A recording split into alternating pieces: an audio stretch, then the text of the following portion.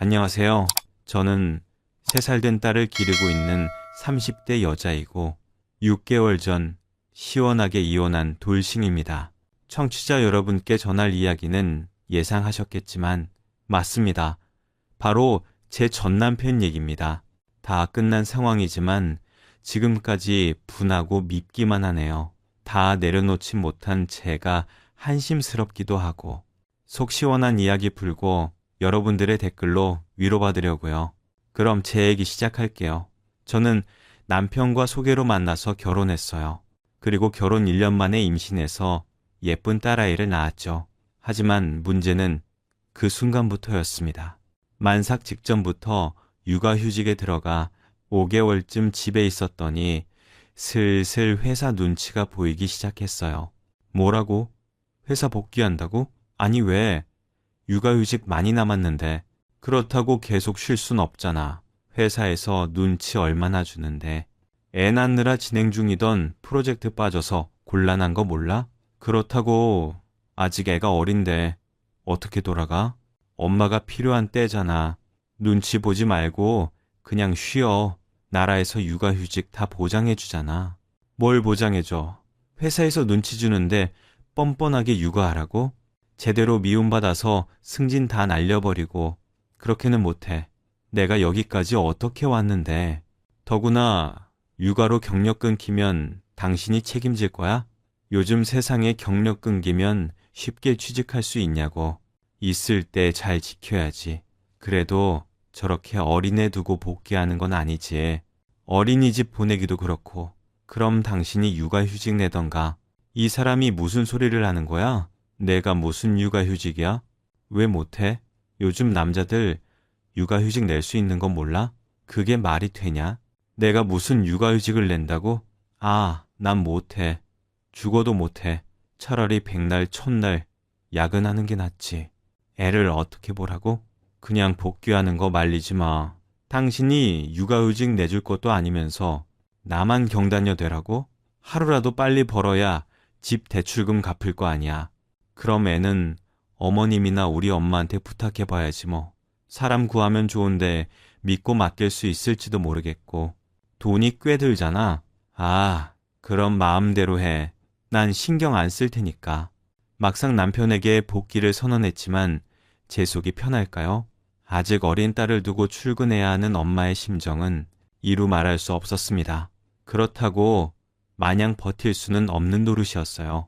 계속 회사 눈치 보이니 하는 수 없이 남편에게 회사 복귀를 선언하고 엄마와 시어머님에게 아이 이야기를 꺼냈습니다. 엄마, 저기 나 슬슬 회사에 복귀할까 하는데 우리 애 좀 봐줄 수 있을까? 벌써 복귀하니? 휴가 많이 남았다고 했던 것 같은데. 그렇긴 한데 여러 가지로 눈치 보여서 말이야. 사람 구하는 건 우리 벌이에 빠듯할 것 같고 너무 어려서 어린이집은 불안해. 조금 더 크면 보내더라도 엄마가 애 좀 봐주면 안 돼? 나도 그러면 좋은데. 친정엄마는 곤히 잠든 딸을 보면서 본인 손목을 연신 주무르셨습니다. 맞다 엄마. 요즘 손목 다시 도졌다고 했지? 워낙에 손을 많이 쓰니까. 요즘 괜찮다가도 다시 이 모양이야. 손목만 멀쩡하면 우리 손녀 봐주는 거 일도 아닐 텐데. 저기 사돈한테는 말씀 안 드렸니? 어머님, 아직 뭐 안 봐도 비디오지. 분명 싫다고 하실걸. 그럼 어쩌니? 하는 수 없지 뭐. 엄마가 봐줄게. 아니야, 엄마 손목 아픈데 애를 어떻게 본다고 그래? 괜찮아. 보호대 끼고 살살 보면 돼. 괜찮기는. 젊은 내 손목도 이렇게 아픈데 엄마는 더하지. 그냥 내가 한번 잘 말씀드려 볼게. 사정 설명하면 이해해 주실지도 모르니까. 엄마가 미안해서 어떡하니? 어려울 때 도와주지도 못하고.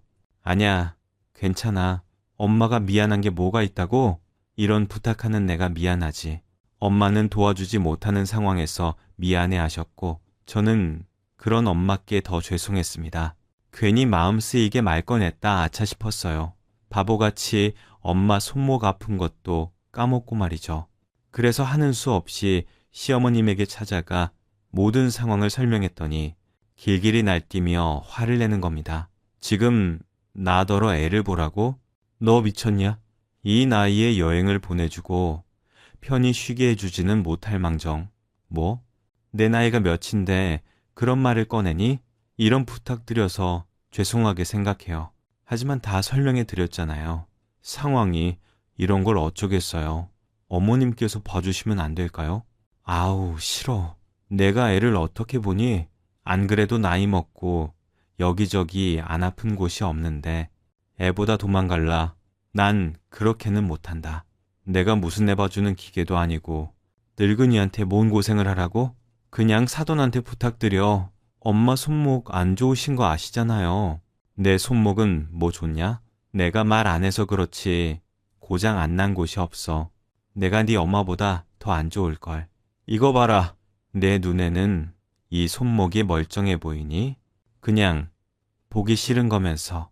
제 옆에서 손목을 힘겹게 움직이며 쉬어하는 시어머님은 귀찮은 거 딱 질색하는 사람이고 본인 손녀임에도 워낙 애를 좋아하지 않는 성격에 본인밖에 몰라서 제 부탁을 딱 잘라 거절했습니다. 급기야는 친정엄마가 보는 게 맞는 거라며 이상한 논리까지 세워가면서요. 아무리 요즘 세상이 편해졌다고 해도 난 네 시엄이다. 감히 시어머니한테 그런 부탁을 서슴없이 하니 무서운 줄도 모르고 말이야. 그리고 원래 친정엄마가 봐주는 거야. 아들이면 몰라도 시집에 딸 하나 낳아놓고는 봐달라는 게 무슨 신분이. 여러 소리 하지 말고 당장 네 엄마한테 맡겨. 난 절대 못 봐주니까. 씨알도 안 먹힌 채로 집에 들어왔고 이 상황을 어쩌면 좋을지 혼자 막막하게 고민하다가 남편에게 시어머님 이야기를 꺼냈습니다. 그랬더니 시어머님 편을 들고 일어서더군요. 엄마 말 틀린 거 없네. 그 연세에 안 아픈 사람이 어딨어. 다들 골골이지. 그러니까 우리 엄마도 똑같이 손목 안 좋으신데 왜 계속 엄마한테 미루시냐고. 무슨 남도 아니고 손녀를. 야, 장모님이랑 우리 엄마랑 같냐? 그럼 다를 건 뭐야? 우리 엄마가 장모님보다 나이 더 많잖아. 그럼 이곳저곳 더 아프지. 그게 말이 된다고 생각하니 어쩜 억지 부리는 것도 어머님하고 저리 똑같을까? 아, 그래서 어쩔 거야? 우리 엄마는 손목 때문에 볼 수 없는 상황 아니고 어머님은 안 된다고 길길이 날뛰시는데 그걸 왜 나한테 물어? 그럼 누구한테 물어? 남편인데. 아니, 나 혼자 좋아서 애 낳았니? 당신 딸인데 어쩜 그리 나 몰라라. 할 수 있어? 그러니까 내가 말했잖아. 그냥 집에서 애나 보라고. 나도 그러고 싶지. 그런데 당신 혼자 벌어서 대출금에 생활비 다 감당할 수 있어? 심지어 앞으로 애한테 들어갈 돈이 천지일 텐데. 그럼 그냥 어린이집 보내. 베이비시터는 돈 많이 든다며. 저렇게 어린애를 어떻게 보내? 그렇게 점차 복직날은 다가왔고 해결되지 않은 문제에 골치 아프던 중 친정엄마가 반찬 챙겨서 집에 오셨습니다. 저번에 가져다 준 거 다 먹었을 것 같아서 새로 가져왔어. 힘들게 뭐하러? 내가 하면 되는데 애 보느라 힘들 텐데 반찬할 시간이 어딨어. 그나저나 다음 주에 복직한다고 했니? 응. 애는 어쩌기로 했어? 사돈이 봐준다니? 아니, 말도 못 꺼내게 하셔. 절대 못 봐준다고 길길이 날뛰고. 그래서 김서방은 뭐래? 그냥 어린이집에 보내라고 하지 뭐. 베이비시터는 돈이 많이 드니까 우리 형편에 그걸 다 어떻게 감당하냐고. 아휴, 저렇게 어린 걸 어린이집에 보내면 안 되지. 불안하기도 하고. 내 말이 나도 엄마랑 같은 생각이지만 아무래도 어린이집에 보내야 할 것 같아. 도무지 봐줄 사람은 없고 당장 다음 주에 복직인데 이걸 어쩌면 좋아? 아무리 그래도 어떡해. 저 어린 걸 어린이집에 보내? 그러지 말고 그냥 엄마가 봐줄게. 뭐? 엄마 손목 안 좋잖아. 그래도 어쩌겠어? 봐줄 사람이 없다는데. 귀한 손녀 다른 사람한테 맡기느니 할머니 내가 낫지. 그건 그렇지만 그래도 미안하게. 아유 됐어. 네가 무슨 마음으로 다시 회사 나가는지 뻔히 아는데 엄마로서 이 정도 하나 못 도와주겠니? 거기다 이 어린 걸 떼어놓고 출근하는 네 마음은 오죽하겠어? 그걸 아니까 엄마 속까지 미어진다. 엄마, 애 한 번도 안 키워본 것도 아니고 엄마 혼자 충분해. 너 걱정하지 않게 무리하지 않을 테니 마음 놓고 출근하렴. 다음 주부터 출근 시간 맞춰서 집에 올게. 결국 친정엄마가 우리 딸을 봐주시기로 했습니다. 엄마께는 정말 죄송하고 염치 없지만 다행이라 생각했어요. 믿을 수 있는 사람에게 맡기고 마음 편히 일에 집중할 수 있겠다 싶었죠. 하지만 엄마의 아픈 손목이 계속 마음에 걸렸습니다. 그래서 좋다는 보호대를 왕창 사서 집안 곳곳에 비치해 놨고 일찍 끝나는 날에는 서둘러 집에 가 엄마가 쉴 수 있게 도왔습니다. 그래도 죄송한 마음에 뭐라도 해드리고 싶어서 용돈을 드려야겠다 결심했어요. 나 이번 달부터 엄마한테 용돈 드릴 거야. 용돈? 그게 무슨 소리야? 용돈이 필요하시긴 우리 엄마가 용돈 달라고 할 뿐이야. 그저 자식한테 해준 거 없어. 미안하기만 하시는데 당신은 생각이라는 게 없어? 엄마 손목 아픈데도 우리 애 봐주시잖아. 그럼 당연히 뭐라도 해드려야지. 그래서 얼마 드릴 건데? 100만 원. 뭐? 100만 원? 야, 미쳤냐? 아무리 그래도 무슨 100만 원씩이나. 100만 원씩이라니? 우리 엄마 그 정도 받을 걸 충분하잖아. 솔직히 그 연세에 애 봐주시지. 거기다 조금씩 집안일까지 도와주시잖아. 우리 엄마 손목 안 좋으신 거 알지? 우리를 위해서 그 고통 참아가며 돌봐주시는데 감사하지도 않아? 난 100만 원도 적다고 봐. 마음 같아서는 더 드리고 싶은데 들어갈 돈이 많으니까 100만 원만 드리겠다는 거야. 난 꼭 드려야겠으니까 그렇게 알아. 그래도 100만 원은 과하지. 대출금 빨리 안 갚을 거야? 여유되는 대로 갚아 나갈 거 아니야. 내 말대로 애한테 앞으로 들어갈 돈이 장난 아닌데 용돈 챙겨드릴 여유가 어딨어? 그게 싫으면 당신이 육아휴직 내. 그럼 되잖아. 아, 내가 몇 번을 말해? 난 그럴 상황이 못 된다니까. 그러지 말고 그냥 30만 원만 드려. 그 정도면 충분하잖아. 어떻게 30만 원만 드려? 차라리 더 챙겨드리지 못할 망정 그러고 싶어? 엄마 아니었으면 베이비시터한테 나갈 돈이야. 100만 원보다 더 많이 줘야 한다고. 어쨌거나 장모님이 먼저 도와주신다고 하신 거잖아. 우리가 무리하게 봐달라고 부탁드린 것도 아니고 용돈 생각하고 봐주시는 것도 아닌데 뭐하러 오버해? 그리고 내가 뭐 나 좋자고 이래? 앞으로 우리 식구 잘 살기 위해서 이러는 거잖아. 우리가 더 아꼈으면 돼. 난 무조건 용돈 100만 원씩 드릴 거니까 그런 줄 알아. 정 싫으면 네가 육아휴직 쓰라고. 남편은 계속해서 100만 원이나 드리는 건 과하다고 딴지를 걸어댔습니다. 그러나 제가 강경하게 밀어붙였어요. 싫으면 본인이 육아휴직 쓰고 집에서 살림하며 애 보라고 했죠. 그랬더니 또 그건 죽어도 못하겠다고 했습니다. 그럼 별 수 있나요? 제 말대로 해야죠. 그렇게 저는 엄마에게 매달 100만 원씩 용돈을 드렸습니다. 그렇게 7개월이 흘렀어요. 그러던 어느 날 주말에 모처럼 출근할 일이 생겨서 부랴부랴 준비하는데 남편도 나갈 준비를 하더군요. 당신 어디 가려고? 일정 있어? 무슨 일정? 그냥 집에 좀 붙어 있지. 난 출근해야 하는데 당신 나가면 애는 누가 보라고? 안 그래도 장모님께 연락드려 놨어. 이따가 오실 거야. 주말에는 엄마도 쉬셔야지. 어떻게 매번 부탁드려? 그럼 어떡해? 중요한 일인데.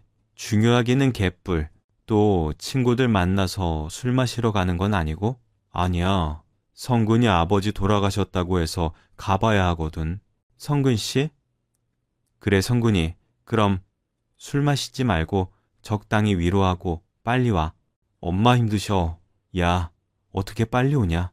친한 친구 아버지가 돌아가셨는데 간 김에 인사드리고 위로하면서 술 한두 잔 마시다 보면 시간 금방 가지.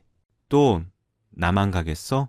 다른 친구들까지 다 올 텐데 오랜만에 한자리에 모여서 이런저런 이야기 나눠야 할 거 아니야? 저거 봐, 저거. 결국 장례식은 핑계고 술 마시러 가는 거구만. 그렇게 좀 말하지 좀 마. 안 그래도 성근이 신경 써서 마음이 안 좋은데. 아이고, 성근 씨 생각하는 마음에 반만이라도 우리 엄마 좀 생각해봐.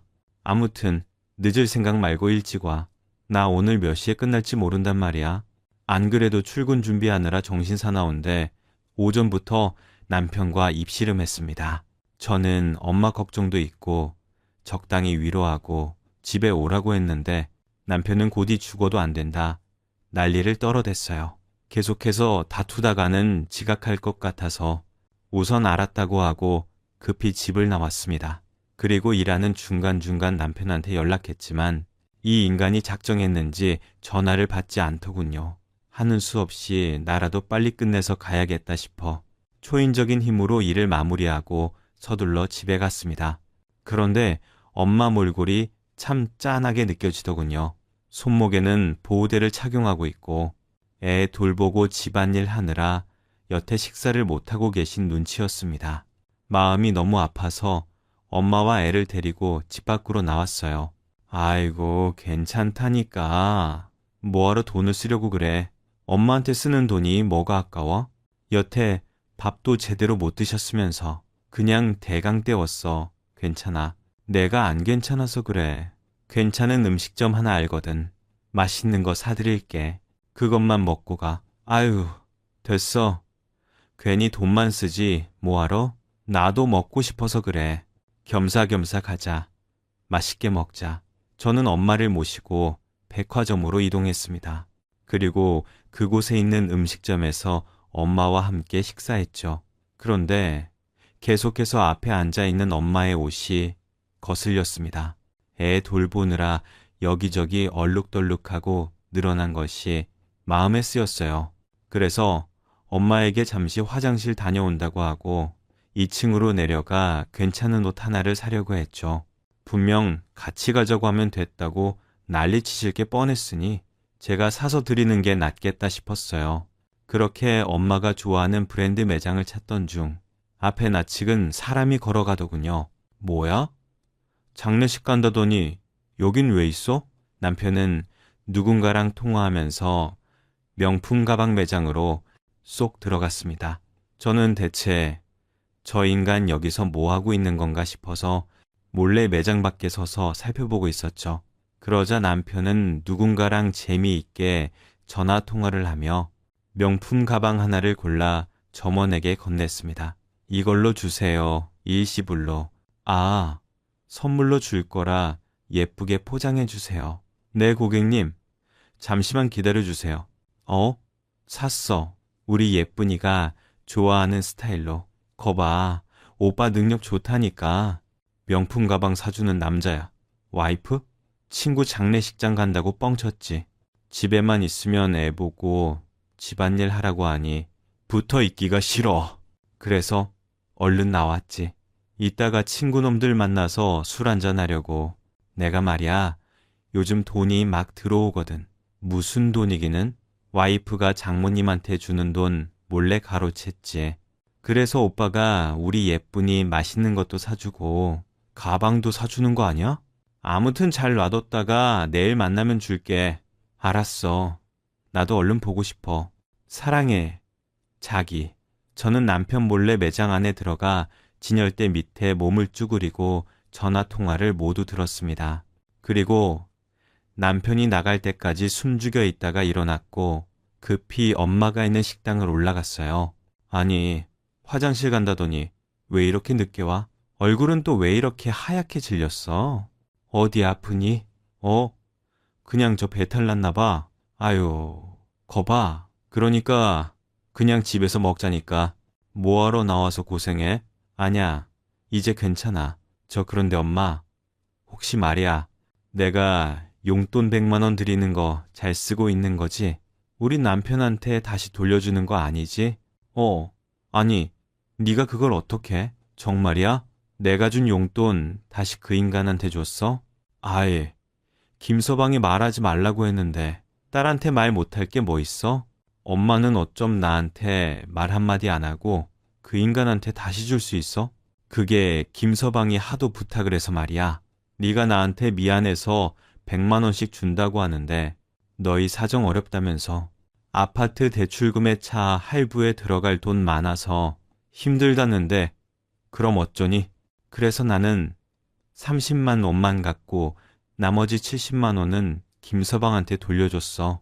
너한테 주면 안 받는다고 길길이 날뛸까봐. 사정 어려워도 나한테 미안해서 챙겨줄 사람이잖아, 너. 그렇다고 그걸 주면 어떡해? 우연히 남편의 통화여 듣고 그동안 몰랐던 비밀을 알게 되었습니다.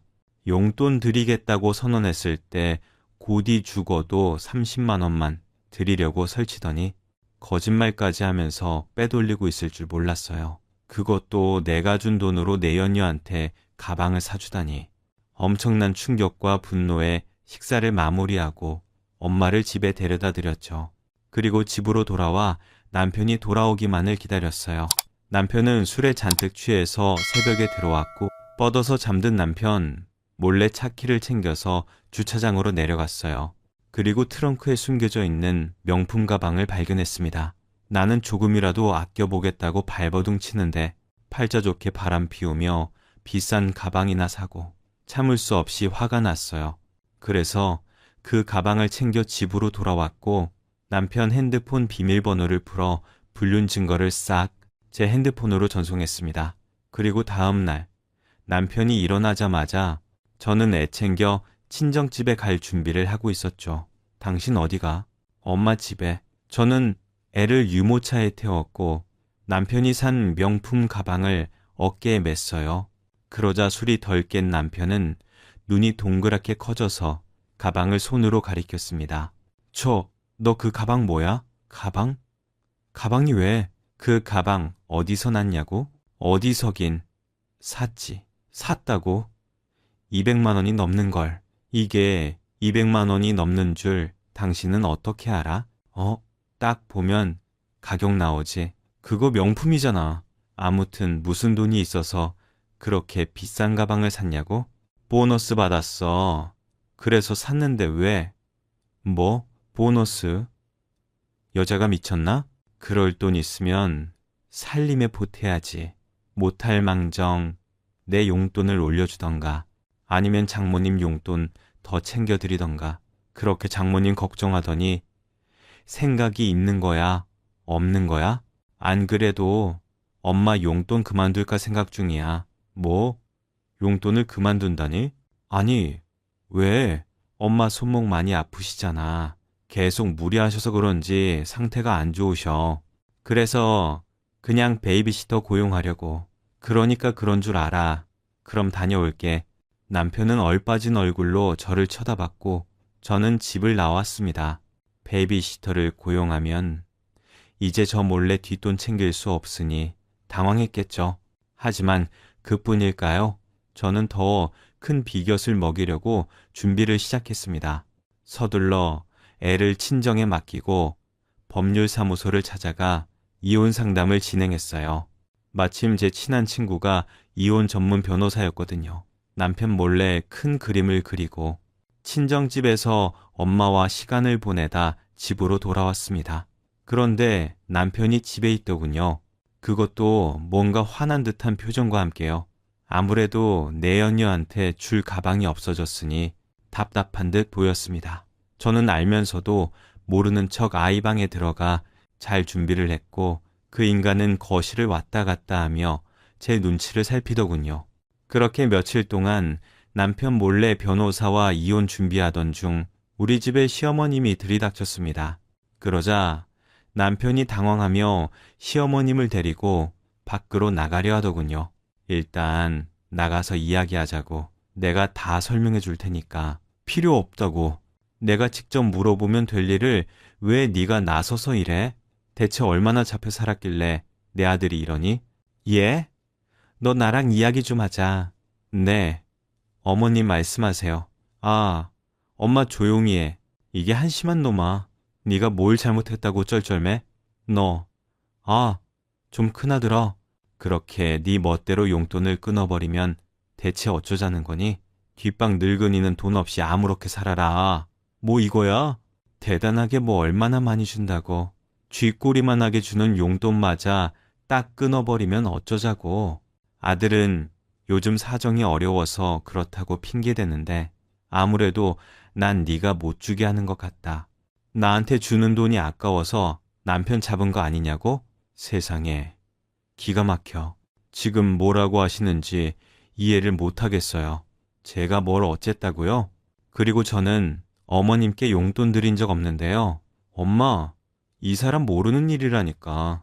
그냥, 아, 내가 엄마 생각해서 챙겨준 거라고. 대체 이게 무슨 상황이야? 당신 어머님한테 용돈이라도 챙겨드렸어? 뭐야? 너는 정말 모르는 일이다 이거냐? 그렇다니까. 남편은 계속해서 제 눈치를 보며 쩔쩔매기 시작했고, 그러다 시어머님이 왜 뿔이 났는지 설명해 주기 시작했습니다. 아니, 내가 그동안 엄마 생각해서 용돈을 조금 챙겨드렸거든. 무슨 돈으로? 자기 쓸 만큼만 용돈 주고 나머지는 내가 관리하는데 그 돈에서 용돈을 챙겨드렸다고. 그렇다기보다는 당연히 그럴 리 없겠죠. 본인 쓸 돈도 모자라서 매번 용돈 올려달라고 난리친 사람이었습니다. 그런 사람이 본인 쓸 용돈에서 어머님 몫을 떼어줬을 리 없죠. 그 순간 머릿속에서 엄마가 생각났습니다. 이 인간이 엄마한테 빼돌린 돈으로 제 내연녀 용돈 채우고 시어머님 용돈까지 챙겨줬다는 걸 눈치챘죠. 그래서 있는 힘껏 주먹을 꽉 쥐고 남편을 노려보며 물었습니다. 대체 어디서 돈이 났길래 어머님 용돈을 챙겨드렸어? 발 빠르게 말해. 그게 그냥 뭐 보너스 받은 것도 있고 내가 알바 겸 일하는 게 있어서 그걸로 챙겨드렸지. 당신 보너스 받은 거 없다며? 나한테 거짓말한 거야? 그리고 무슨 알바를 했는데? 요즘 평일이고 주말이고 밖으로만 돌더니 알바하느라 그랬니? 그렇지, 알바하느라 그랬지. 어이가 없었습니다. 알바는 무슨? 게으른 사람이라 투잡까지 하면서 생활비 챙길 사람이 아닌 걸 제가 뻔히 알아요. 저 몰래 빼돌린 돈으로 시어머님 용돈 챙겨주다가 제가 갑자기 친정엄마 용돈 끊겠다고 하자 시어머님한테 그랬겠죠. 이제 다달이 용돈 못 챙겨준다고요? 그걸 모르는 시어머님은 제가 못 주게 하는 줄 알고 노발대발한 겁니다. 딱 보니 상황이 나오더군요. 그래서 장단 좀 맞춰줬습니다. 그랬구나. 그럼 앞으로도 열심히 투잡해서 어머니 용돈 챙겨드려. 난 상관 안 할 테니까. 뭐야? 얘가 지금 무슨 정신 나간 소리를 해대고 있어? 그럼 우리 아들은 언제 쉬라고? 가뜩이나 일하는데 힘든데 한테 무슨 일을 하라는 거냐? 그냥 네가 챙겨주면 되겠구만. 너네 친정엄마한테 용돈 챙겨준다며? 아주 네 엄마한테는 그렇게 효도하면서 나는 왜 찬밥인데? 아무리 시어머니라고 해도 효도해야 할 사람은 나 아니냐? 내가 아니었으면 네가 이런 남자 만나서 결혼이나 할 수 있었을 것 같아? 효도는 무슨 원망을 들을 판인데 어머님이 저런 아들 낳아서 제가 제대로 똥 밟았잖아요. 그리고 말은 바로 하셔야죠. 정신 나간 소리 하는 건 어머님이세요. 제가 친정엄마한테 그냥 용돈 드리는 거 아니잖아요. 고생해서 우리 애 봐주시니까 드리는 거지. 저한테 용돈 받고 싶으시면 어머님이 애 봐주세요. 그럼 드릴게요. 세상에나, 너 지금 우리 아들 보고 똥이라고 했니? 아무튼 어머니 용돈 챙겨드릴게요. 남편한테 힘들어도 그만두지 말고 투잡 뛰어서 어머니 용돈 어떻게든 마련하라고 할 테니까 걱정 마세요. 그럼 됐죠? 야, 제 말에 제대로 열받은 시어머님은 악다구니를 써댔고 분위기가 살벌해지자 남편은 시어머님을 데리고 부랴부랴 밖으로 모시고 나갔어요. 그리고 1시간 후 집에 들어온 남편은 시어머님에게 한 말을 가지고 제게 뭐라 하기 시작했습니다. 너 우리 엄마한테 왜 그래? 아까 그렇게 말할 필요는 없었잖아. 그래, 내가 몰래 보너스 받은 거랑 알바해서 엄마 용돈 챙겨드린 거 미안한데 막말로 자식이 엄마한테 그 정도도 못하냐? 네가 오죽 엄마를 안 챙겼으면 내가 몰래 용돈을 드렸겠냐고. 그래서 내가 뭐 잘못했어? 난 있는 그대로 말한 것뿐이고 그걸로 당신한테 뭐라고 할 마음 없어. 당신 말처럼 자식이 부모 돈 챙겨주는 게 죄는 아니니까. 그런데 알바까지 해서 용돈 챙겨드릴 생각 어떻게 한 거야? 그건 참 놀랍네. 하여간 앞으로 알바를 하든 뭐를 하든 용돈 챙겨드린 거 뭐라고 안 할게. 당신이 알아서 해. 아이, 내가 챙겨드릴 돈이 어딨어? 이제 없구먼. 어? 아니, 내 말은 이제 힘들어서 투자 못하겠다 이거지. 그럼 당신 용돈 쪽에서 어머님 용돈을 드리던지 알아서 해. 난 상관 안 할 테니까. 하도 화나서 주먹을 꽉 쥐었더니 손이 다 얼얼했습니다. 마음 같아서는 바로 귀싸대기를 한 대 때리고 싶은데 비곁을 기약하며 꾹 참았어요. 사실 저는 남편의 회사 부부 동반 모임을 기다리고 있었습니다. 그때 제대로 터뜨리기 위해서였죠. 이날 남편은 온종일 저한테 온갖 짜증을 다 냈습니다. 이제 쓸 돈이 또 끊기게 생겼으니까 내연녀와의 데이트 비용도 그렇고 닥달하는 시어머님도 골치 아팠겠죠. 저는 그런 남편과 한 공간에 같이 있고 싶지 않아서 적당히 둘러대며 애와 친정집으로 향했습니다. 하루하루 디데이만 기약하면서요. 그리고 마침내 그날이 찾아왔습니다. 부장님 오셨어요? 야, 사모님. 이모님은 여전하시네요.